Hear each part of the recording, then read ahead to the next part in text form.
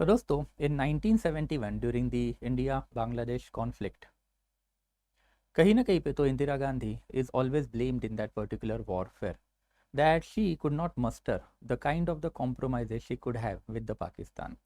1971 के वॉरफेयर में we have already become victorious and obviously ये लाजमी था कि कहीं ना कहीं तो बांग्लादेश के साथ साथ we could have taken Kashmir along with us. But then Indira Gandhi के सामने जब जुल्फ़िकार भुट्टो खड़े हुए, Zulfikar Bhutto was the prime minister of Pakistan back then, तो जुल्फ़िकार भुट्टो ने दोनों चीज़ें देने से मना कर दिया। जुल्फ़िकार भुट्टो की एक रिक्वेस्ट आई इंदिरा गांधी को कि at least give us some face saver so that we can go forward and at least we can save our nationalism in our country. इसी चीज़ को लेके कहीं ना कहीं तो इंदिरा गांधी जो है शी रिलेंटेड एंड इंदिरा गांधी ने कश्मीर का इशू जो है फ्यूचर के ऊपर छोड़ा, बांग्लादेश का इशू जो है वो सॉर्ट आउट कर लिया गया। Bangladesh was created as a separate country in 1972 via that Simla agreement. However Zulfikar Bhutto later on जब वापस चले गए पाकिस्तान में, तो वापस जाने के बाद जुल्फ़िकार भुट्टो ही basically backtracked. Zulfikar Bhutto का कहना आ गया कि ना पाकिस्तान जो है कश्मीर के ऊपर फोकस करेगा अगर बांग्लादेश हमारे हाथ से चला गया है तो। एंड इंदिरा गांधी को लेटर ऑन पूछा गया कि why did you become so lenient during the time period of the Simla agreement. Indira Gandhi का कहना आ गया that was a Versailles syndrome. After the world war one जिस तरीके से ब्रिटेन ने जर्मनी को ट्रीट करके रखा हुआ था in the Versailles treaty, that sowed the seeds of the future warfare in the world war two. And you can clearly say that Indira Gandhi was under that impression कि अगर हम लोगों ने पाकिस्तान का नेशनलिज्म पूरी तरीके से ख़त्म किया by creating Bangladesh as well as Kashmir, then it could have costed India at a larger scale. This is something that you call as a World War One and World War One का aftermath. कहीं ना कहीं तो recently जो पूरे दुनिया में दो कॉन्फ्लिक्ट चल रहे हैं, एक तो इसराइल ईरान का conflict and second important conflict is the Ukraine Russia का कॉन्फ्लिक्ट। इनके भी सीड वही वर्ल्ड वॉर वन में है and that is what I am going to focus upon today. ये वीडियो बनाने का मेरा पर्पज जो यही है, you shall be getting to know कि exactly why that particular conflict is there. आज के टाइम पीरियड में अगर हम लोग कॉन्फ्लिक्ट की तरफ देखते हैं तो हमको ये पता ही नहीं चल रहा है कि why such conflicts are there. But ये कॉन्फ्लिक्ट कहीं ना कहीं तो जो वर्ल्ड वॉर वन में ही चालू हुए थे and let's enter into this one. But again guys, आगे जाने से पहले you will get access to this PPT on the Instagram channel of us and अगर आपको कोई भी डाउट है then feel free to ask it to me on the Telegram channel of us guys. So let's just move towards this particular topic. Now world war one and world war one का जो significance है ये हमेशा से obviously हमारे लिए important रहा है। वर्ल्ड वॉर वन की अगर हम लोग बात करें तो वर्ल्ड वॉर वन जो है इसका पहले एक ब्रीफ बैकग्राउंड हम लोगों को जो देखना है एंड ब्रीफ बैकग्राउंड की अगर हम लोग बात करते हैं तो वर्ल्ड वॉर वन एग्जैक्टली हुआ क्यों। वर्ल्ड वॉर वन जो है it exactly occurred in between the two different entity. एक को आप बोलोगे एक्सिस पावर एंड दूसरे जो है सेंट्रल पावर। मैंने मैप भी लेके रखा हुआ है। एक्सिस पावर की अगर हम लोग बात करते हैं तो axis power is basically you can say that कि कहीं ना कहीं तो सेंट्रल पावर है Germany, Austria Hungary and Germany Austria Hungary को सपोर्ट करने के लिए यहाँ पे नीचे आपको ऑटोमन एम्पायर भी दिखाई देगा। This is your axis power और the central power you can say that. And इनके खिलाफ thereafter we are having allied power. Allied power की अगर हम लोग बात करते हैं तो we are having France, we are having Italy, we are having Russia and we are having Great Britain. In fact, the seeds of this particular world war itself was sowed way back in 1871 when Germany as a nation was created. Germany का create होना as a new country was not a good news for the Europe back then. Germany नई country बनी, एक नई country को जो है फिर अपना नेशनलिज्म सेटिस्फाई करना रहता है एंड नई कंट्री को जब अपना नेशनलिज्म सेटिस्फाई करना रहता है तो कहीं ना कहीं तो नई कंट्री को किसकी ज़रूरत पड़ती है, तो ऑब्वियसली कॉलोनीज़ की। एंड यही कॉलोनीज़ का रेस जो है अब जर्मनी ने चालू किया। Germany entered into that race of the imperialism and thereafter फिर colonialism. But imperial and colonialism के लिए कोई कंट्री बची भी तो होनी चाहिए ना। बाय 1871 ब्रिटेन हो सकता है या फिर रशिया हो सकता है या फिर फ्रांस हो सकता है, फिर even Italy up to a certain extent इन्होंने अपनी अपनी कॉलोनीज जो है बना के रखी हुई थी। And Germany did not have the colony under its disposal. Germany ने फॉर दैट रिगार्ड अफ्रीका के ऊपर इनरोड तो करने चालू करके रखे हुए थे, बट वो कहीं ना कहीं तो डर पूरे यूरोपियन कंट्री में बसा था कि आज ना कल जर्मनी जो एग्जिस्टिंग कॉलोनी है वहाँ पे पेनिट्रेट करेगा। एंड अगर जर्मनी ने अगर एग्जिस्टिंग कॉलोनीज में पेनिट्रेट किया तो आप क्या करोगे।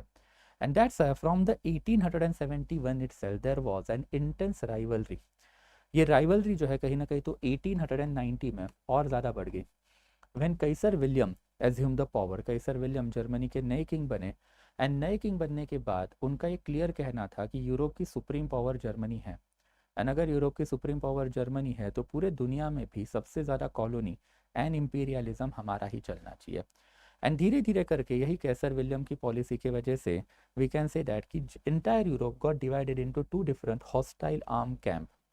एक था ट्रिपल एंटेंटे मतलब you can say that three entity. यही थ्री एंटिटी जो है it was your German empire, Germany के साथ जो है Austria Hungary, and Germany Austria Hungary को जो है सपोर्ट करने के लिए इनिशियल लेवल पे यही ट्रिपल एंटेंटे में जो है इटली भी हुआ करता था।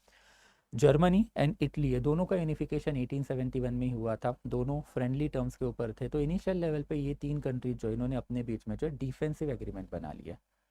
Defensive agreement means if you are attacking one particular political party out of this three, it will be considered as attack on the three of them, and तीनों जो है फिर आपके पीछे जो पड़ जाएगी। And over a period of the time इसी से बचने के लिए फिर entente cordiale was there. It was created by the France because Germany का सबसे ज़्यादा लॉस जो फ्रांस को हुआ, नेबरिंग कंट्रीज है ना, एंड फ्रांस ने फिर ब्रिटेन के साथ कॉन्टैक्ट किए, रशिया के साथ कॉन्टैक्ट किए, एंड आफ्टर अपना एक एंटेंटे कॉर्डियाले बना लिया। Triple Entente got created by 1893, whereas Entente Cordiale got created by 1906. And from this particular time period onward, जैसे ही आपने दो हॉस्टाइल आर्म कैंप बना लिए, तो हॉस्टाइल आर्म कैंप के बीच में जो है क्या चालू होता है, देन ऑब्वियसली आर्म रेस जो है वो भी चालू होती है। यही आर्म रेस जो है अब धीरे धीरे यूरोपियन कंट्रीज में चालू हुई। इनफैक्ट आर्म रेस हर जगह पे आपको ये टाइम पीरियड में बढ़ती हुई दिखाई देगी। ब्रिटेन की अगर हम लोग बात करें तो ब्रिटेन जो है उस जमाने में ग्रेट नेवल फोर्स हुआ करता था, एंड यही ग्रेट नेवल फोर्स को ब्रेक डाउन करने के लिए कहीं ना कहीं तो जर्मनी ने जो एयर फोर्स अपना डेवलप करना चालू हुआ। एयर फोर्स की यूटिलिटी वही है ना, ब्रिटेन ने अपने आप को जो है यही नेवल फोर्सेस से सराउंड करके रखा था फॉर ऑलमोस्ट 300 ईयर। आप वहाँ पे अंदर जा ही नहीं पा रहे थे तो ब्रिटेन को हराओगे कैसे?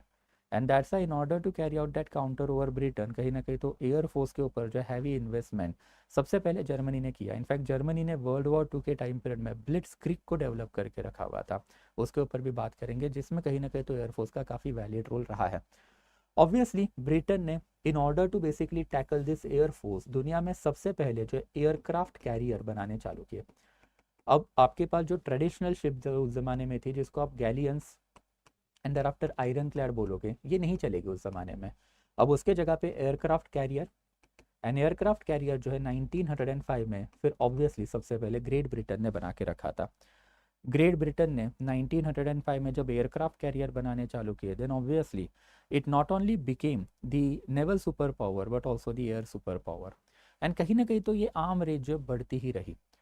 जब दो हॉस्टाइल कैंप आपने बना के रखे थे, उनके बीच में आर्म रेस आपने बना के रखी थी, and the underlying ideology was imperialism and colonialism. तो इसमें फ्यूल अप कौन कर रहा था? Then obviously nationalism. Nationalism is nothing but the feeling that binds you to your land. कहीं ना कहीं तो यूरोप में ये फीलिंग जो है ever since the time period of the fall of Napoleon काफ़ी इंटेंसली आनी चालू हुई। 1815 में जब बैटल ऑफ वाटरलू में नेपोलियन बोनापार्टे हारा, तो तब तक वो यूरोप की एब्सोल्यूट मोनार्की को डैमेज कर ही चुका था। पूरे यूरोप में वॉरफेयर खेल के लिबर्टी, इक्वालिटी, फ्रैटर्निटी, इसकी आइडियोलॉजी नेपोलियन ने स्प्रेड करके रखी थी, एंड दैट्स हर एक कंट्री में अपना अपना वर्जन ऑफ द नेशनलिज्म जो चल ही रहा है। बट फिर nationalism is a violent entity, and nationalism can only be satiated with the military victory. जिस तरीके से नेशनलिज्म डेवलप किए गए हैं उसमें आपको मिलिट्री विक्ट्री लगेगी ना। नेशनलिज्म कभी पीसफुल हो सकता है क्या? नेशनलिज्म आपको देश के लिए जान देना सिखाता है, जान देने के चक्कर में कहीं ना कहीं तो मिलिट्री विक्ट्री के परेड में आपके कंट्री के लोग चले ही जाते हैं। एंड ये जो hostile arm camp, arm forces का एटमॉस्फेयर, मिलिट्रिज्म, नेशनलिज्म, ये सारी चक्कर के चक्कर में कहीं ना कहीं तो फिर 1914 में ये दोनों कैंप ने जो एक दूसरे के खिलाफ जो वर्ल्ड वॉर 1 चालू कर लिया। Now what happened in World War One is a whole together different saga. हम लोग उसके ऊपर कभी बात करेंगे कि exactly what military strategies, military weapon and exactly multi-frontal warfare, nationalist warfare, total warfare जो exactly खेले कैसे जाते हैं।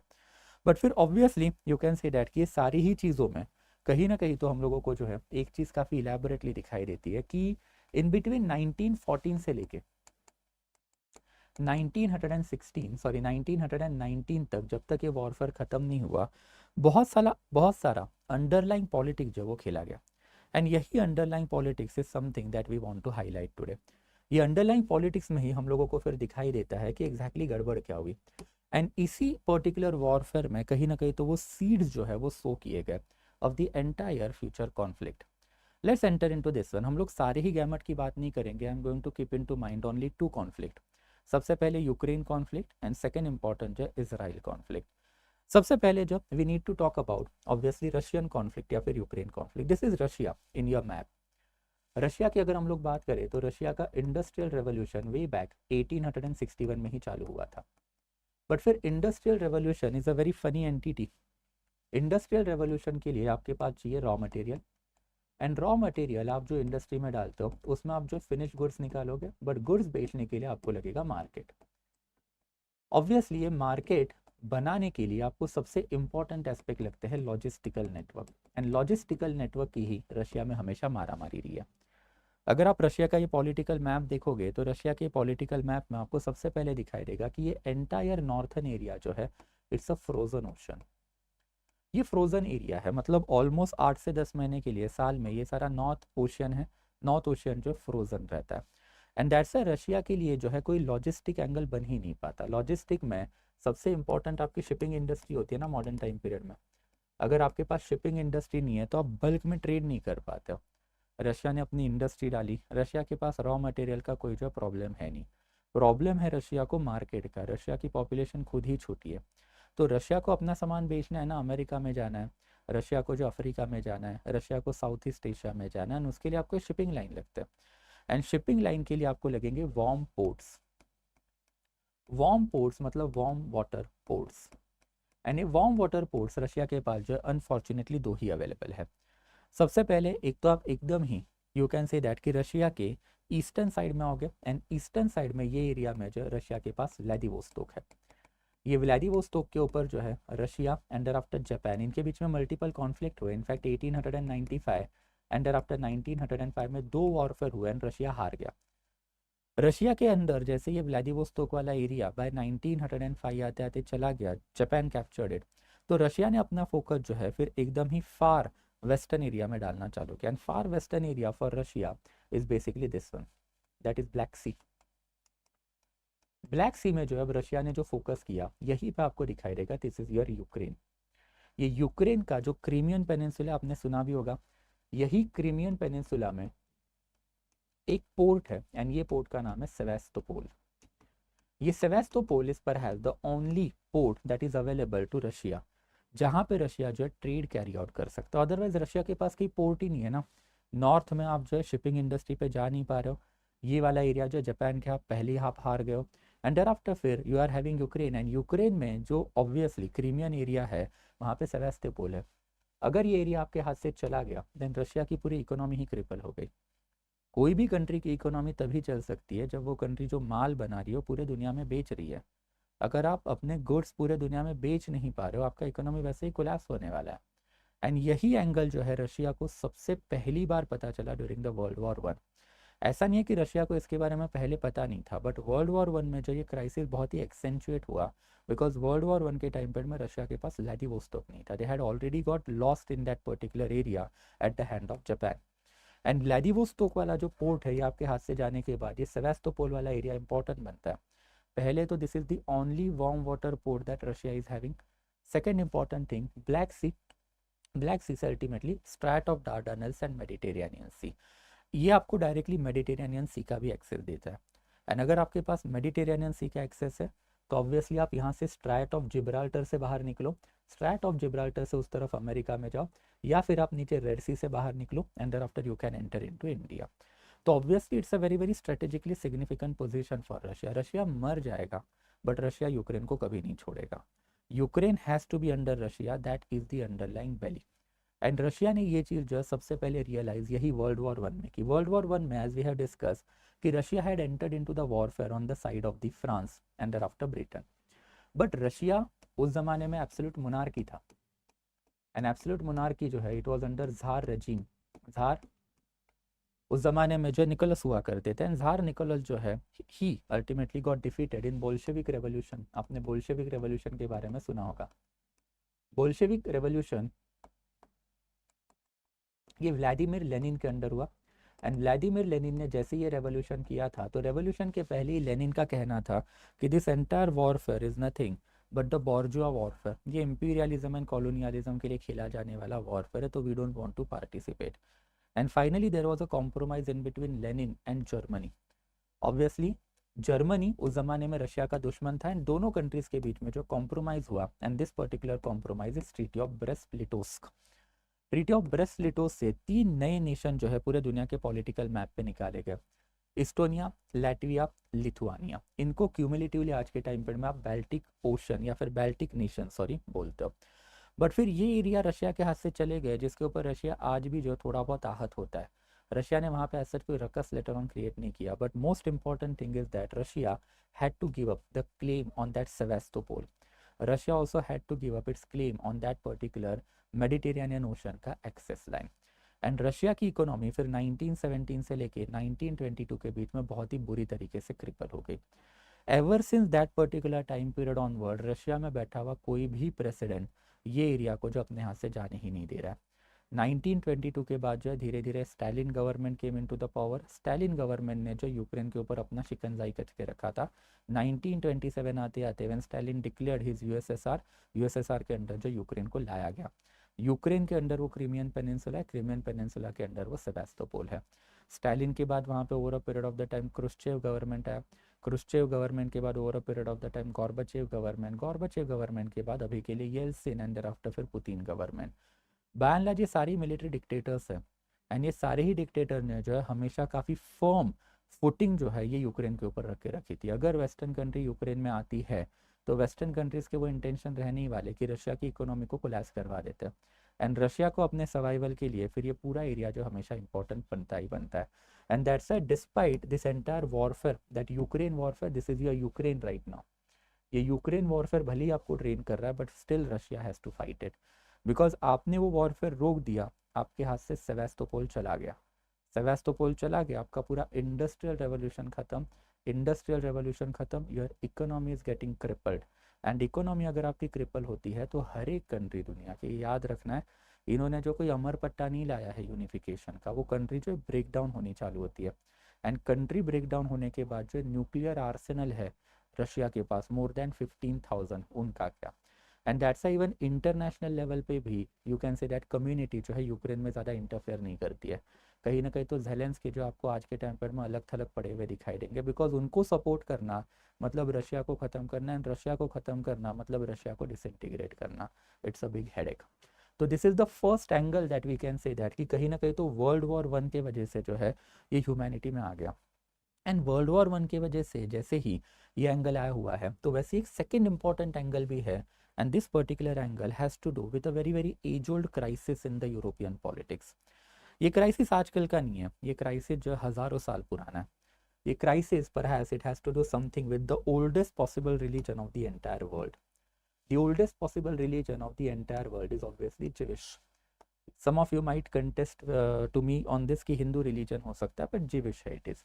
एंड जिविश रिलीजन जो है over a period of the time multiple split में गया, बट सबसे बड़ा स्प्लिट जिविश रिलीजन का अगर हुआ है तो obviously it is Christian, and thereafter फिर दूसरा जो है दैट इज मुस्लिम्स। जैसे हिंदू रिलीजन से अपने ही लोग बाहर पड़ गए ना, गौतम बुद्धा ने बुद्धिस्ट रिलीजन निकाल लिया, ऋषभनाथ एंड कंसिक्वेंटली फिर पार्श्वनाथ एंड वर्धमान महावीर ने अपना जैन रिलीजन निकाल लिया। तो वही चिज्म या फिर स्प्लिट जो है आपको जिविश रिलीजन का दिखाई देगा।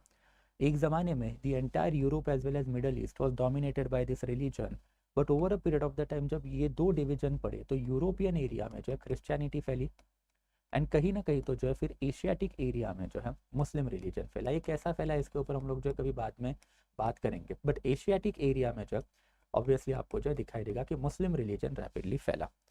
कहीं ना कहीं तो जीसस क्राइस्ट की अगर हम लोग बात करें तो जीसस क्राइस्ट जो है ही वॉज बॉर्न जिविश, एंड वैसे ही प्रॉफिट मोहम्मद ने जब अपना मुस्लिम रिलीजन बना के रखा था तो ही was also you can say that कि बॉर्न जिविश। तो prophet Muhammad and thereafter फिर Jesus Christ, in fact Jewish religion में इनको जो है धर्मगुरु की मान्यता भी है। एंड अगर आपने कभी बाइबल या फिर कुरान के ऊपर थोड़ा बहुत अगर रिसर्च किया then you will get to know कि मोसेस, इब्राहिम एंड इज़राइल, ये तीनों को जो equal respect Quran as well as Bible दोनों भी देते हैं। बट फिर ऑब्वियसली जब पुराने रिलीजन में से दो नए रिलीजन निकलते तो रिलीजियस कॉन्फ्लिक्ट होनी है। इंडिया में हम लोग क्लियरली देख सकते हैं कि हिंदुइज्म ने बुद्धिज्म जैनिज्म को एनहाइलेट करने की कोशिश की, वो दोनों ने हिंदुइज्म को एनहाइलेट करने की कोशिशें की। तो वही वाली चीज़ आपको इनके साथ भी होती हुई दिखाई देगी। कहीं ना कहीं तो ये एनहाइलेशन वाला जो एंगल है इनिशियल टाइम पर में ये दो कम्युनिटी में जो बहुत ज़्यादा चला। Jewish community and thereafter Christian community, and across Europe में जो जिविश कम्युनिटी फैली हुई थी, ये पर्टिकुलर कम्युनिटी माइनॉरिटी है। एंड क्रिश्चियन कम्युनिटी जो है, इनको कभी ये सोल्यूशन दिखाई नहीं दिया कि ये जिविश लोगों का हम लोग करें क्या।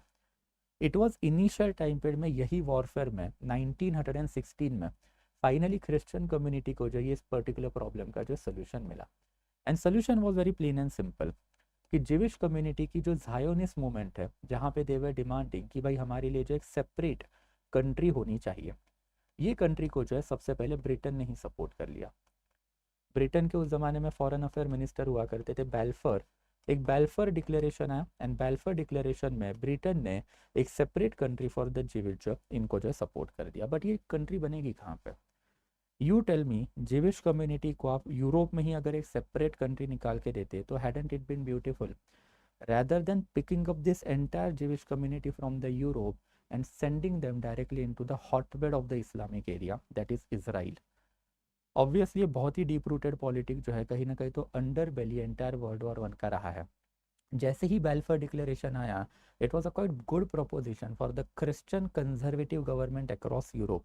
सारे मोनार्कियल गवर्नमेंट है ना, ब्रिटेन में मोनार्की थी, जर्मनी में मोनार्की थी, ऑस्ट्रिया हंगरी में मोनार्की थी, इटली में मोनार्की थी, रशिया में मोनार्की थी, सभी के लिए बढ़िया चीज़ थी कि कहीं ना कहीं तो एक सेपरेट होमलैंड का सपना दिखाओ, कहीं ना कहीं तो सेपरेट होमलैंड का सपना दिखा के ये जिविश कम्युनिटी को जो यूरोप से उठा एंड आफ्टर कहाँ पे डाल दो, hotbed of the Islamic area में डाल दो, ताकि ये जिविश क्रिश्चियन का एंगल जो है कहीं ना कहीं तो आप यहाँ पे डेवलप कर लो। एंड अगर ये डेवलप्ड आपने कर लिया तो फिर जो एज ओल्ड प्रॉब्लम था यूरोप का कि जिविश एंड आफ्टर क्रिश्चियन का जो संघर्ष चल रहा था वो खत्म होगा। 1916 में ये एयर बाहर आनी चालू हो गई। बट फिर जिस तरीके से एडोल्फ हिटलर का राइज लेटर ऑन हुआ, ये एडोल्फ हिटलर के राइज के बाद तो फिर विंस्टन चर्चिल ने 1945 में वो डिसीजन ही लेके रखा हुआ था कि कुछ भी करके हम लोगों को जो ये एग्जीक्यूट करना पड़ेगा। एंड ये एग्जीक्यूट करने के टाइम पीरियड में कहीं ना कहीं तो फिर वो वर्ल्ड वॉर 1 ही था। वर्ल्ड वॉर 1 के टाइम पीरियड की अगर हम लोग बात करते हैं तो ये ऑटोमन टर्क्स हुआ करता था, एक ज़माने में बहुत बड़ा हुआ करता था ऑटोमन टर्क। इनके अंडर जो है ये सारा एरिया जो हुआ करता था। एंड ऑटोमन टर्क आपने कभी ना कभी तो सुना भी होगा कि 1453 में फॉल ऑफ कॉन्स्टेंटिनोपल से ऑटोमन टर्क यहाँ पे आके बैठे। कॉन्स्टेंटिनोपल मतलब modern day Istanbul. And fall of Constantinople से ऑटोमन टर्क्स का राज जो है यहाँ पे आ गया। ऑटोमन टर्क्स का राज यहाँ पे जैसे आ गया, ऑटोमन टर्क्स ने over a period of the time अपने आप को खलीफा वाला टाइटल लेके रखा था। एंड खलीफा मतलब ardent conservative Sunni orthodox people. Islamic religion में सबसे हाईएस्ट अथॉरिटी होती है अल्लाह, अल्लाह के नीचे आते हैं प्रॉफिट मोहम्मद, ही इज़ मसीहा। एंड जब तक नेक्स्ट मसीहा नहीं आएंगे, नेक्स्ट मसीहा का नाम एज पर कुरान महदी है, तो जब तक महदी नहीं आते हैं तब तक फिर प्रॉफिट मोहम्मद के मैसेजेस ग्राउंड के ऊपर फैलाने का काम ये खलीफा करेंगे। बट खलीफा over a period of the time grew weaker. खलीफा ने अल्टीमेटली एक बहुत बड़ी मिस्टेक भी कर ली कि वर्ल्ड वॉर 1 में उतर गए एंड आफ्टर जर्मनी के साइड में उतर गए। तो अगर आप जर्मनी के साइड में उतरे हो तो आप हार गए ना। एंड हारने के बाद जो है फिर ब्रिटेन आपको छोड़ेगा थोड़ी ना। ब्रिटेन ने जो पूरी तरीके से टर्की को नेस्तनाबूद कर दिया। टर्की की अगर हम बात करते हैं तो टर्की के बहुत सारे एरिया जैसे ईस्टर्न थ्रेस, समायना, देर आफ्टर फिर अल्टीमेटली अडालिया, देर आफ्टर रोड्स, ऐसे अलग अलग एरिया मैंने मैप में देखे भी रखे हुए हैं। रोड्स आपके पास समायरना है, देर आफ्टर फिर ये वाला एरिया जो एड्रियानोपोल वाला एरिया। तो ये सारी एरिया जो है एक दूसरे में इन्होंने बांट लिए। ये सारी चीज़ें इंपॉर्टेंट नहीं है। What is important is that कि अल्टीमेटली यही यू कैन से दैट कि टर्की से आपने सीरिया निकाल लिया। एंड ये पर्टिकुलर सीरिया जो है आपने किसको देके रखा हुआ था? फ्रांस को देके रखा हुआ था। अल्टीमेटली फ्रांस जो है ये particular area you can say that कि कहीं ना कहीं तो यहाँ पे आ गया। एंड फ्रांस के अंडर जो सीरिया वाला पार्ट था, यही सीरिया की बाजू वाली जो टेरिटरी है that is Palestine, Iraq and thereafter Transjordan, ये ब्रिटेन ने अपने पास ले ली। मतलब आपको दिखाई देगा कि ये जॉर्डन, ये वाला एरिया जो था ये पैलेस्टाइन वाला एरिया, ये वाले एरिया जो ब्रिटेन ने अपने पास ले लिया। सीरिया वाला एरिया जो है अल्टीमेटली ये भी कहीं ना कहीं तो फ्रांस को देने का काम किया। बट ये वर्ल्ड वॉर 1 में जो है कहीं ना कहीं तो ब्रिटेन यहाँ पे बैठ के फिर अपनी पॉलिसी इंप्लीमेंट कर रहा था। वर्ल्ड वॉर 1 के बाद सर्वे कैरी आउट किए गए कि ये पर्टिकुलर टेरिटरीज में डिवीजन कैसे करने, डिवीजन करके जो जीविश पॉपुलेशन यूरोप की है वो यहाँ पे कैसे सेटल डाउन आपको करनी है। एडोल्फ हिटलर वॉज परहैप्स सोने पे सुहागा। एडोल्फ हिटलर के ऊपर आपने कभी पढ़ा होगा, देन कहीं ना कहीं तो ब्रिटेन ने एडोल्फ हिटलर को अपीज करने की पॉलिसी भी अडॉप्ट करके रखी थी। इन बिटवीन 1934 से लेके 1939 के बीच में नेविल चैम्बरलिन का गवर्नमेंट था ब्रिटेन में, and they had adopted this policy of appeasement. And Adolf Hitler जो जीविश लोगों के ऊपर एट्रॉसिटी कर रहा था उसको पैन क्रिश्चियन कम्युनिटी का सपोर्ट था। आप आज भी यूरोपियन कम्युनिटी में जाओगे तो एडोल्फ हिटलर को इतनी गाली नहीं पड़ती है, बिकॉज उसने जो दुश्मन बना के रखा था वो क्रिश्चियन रिलीजन का एज ओल्ड दुश्मन है। एंड दैट्स वाई कहीं ना कहीं तो फिर 1945 में ये डिसीजन लिया गया था कि कुछ भी करके जिविश कम्युनिटी जो है यूरोप से हमको निकालनी है, एंड यही जिविश कम्युनिटी को अल्टीमेटली आपको मुस्लिम लैंड में जो है भेजना है। The idea was very plain and simple.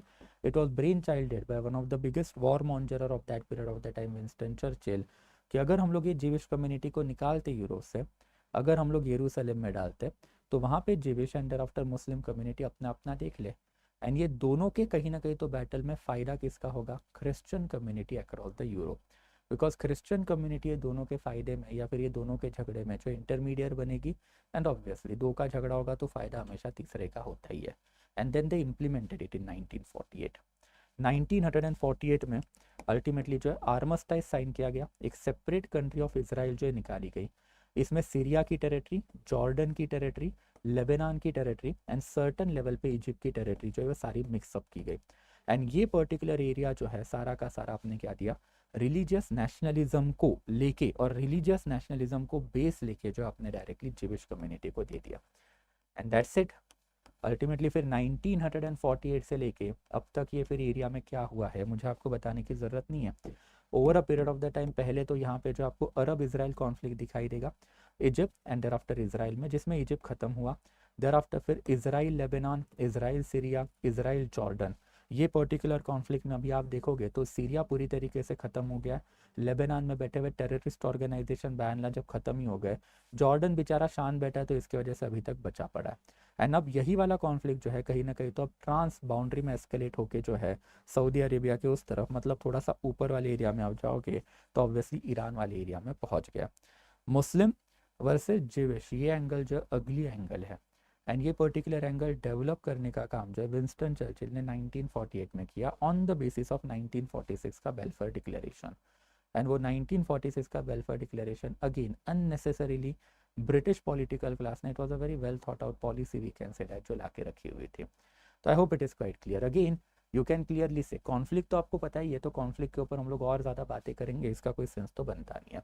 But this is something that I had to discuss today, कि कहीं ना कहीं तो जब आप यूक्रेन का कॉन्फ्लिक्ट देखते हो एंड यूक्रेन के कॉन्फ्लिक्ट के साथ आप जब ये वाला कॉन्फ्लिक्ट देखते हो तो यू कैन क्लियरली सी कि जो प्रॉब्लम इंदिरा गांधी को हुआ था ट्रीटी ऑफ वर्साइलिस में, ट्रीटी ऑफ वर्साइलिस से जो कहीं ना कहीं तो डर पैदा हुआ, इंदिरा गांधी को खा गया 1972 में, वैसे ही प्रॉब्लम जो है ये treaty of Sevres, treaty of Brest Litovsk, हम लोगों ने बात नहीं की, but treaty of Versailles itself जिसकी वजह से एडोल्फ हिटलर खत्म हुआ, एंड आफ्टर फिर ट्रीटी ऑफ ट्रेंटन जिसके वजह से कहीं ना कहीं तो बैल्कन क्राइसिस डेवलप हुआ था 1980s 1990s में।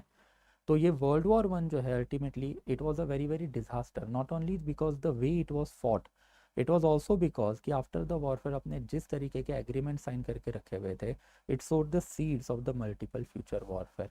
एंड आज वर्ल्ड वॉर वन खत्म होके एक रफली 106 ईयर हो चुके हैं, बट 106 ईयर होने के बावजूद कहीं ना कहीं तो दुनिया जो है वो after math of world war one में ही जी रही है। तो I hope it is quite clear guys.